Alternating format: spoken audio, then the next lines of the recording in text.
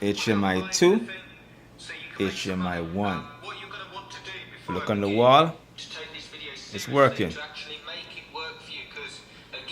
Coming from this laptop, it's working.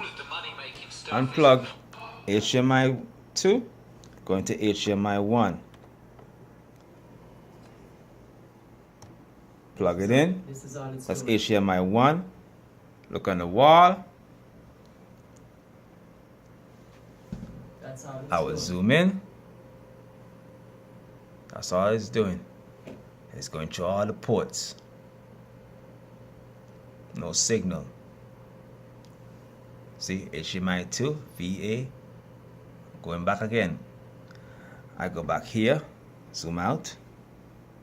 Again, HDMI 1, pull it out. HDMI 2, put it in.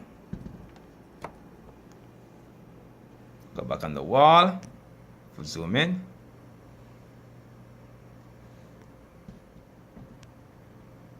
See?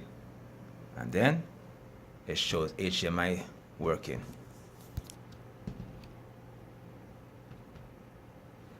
I'll go back here again one more time, reload the video. As you can see, the video is still back on the screen. See? HDMI 2, video works. No problem.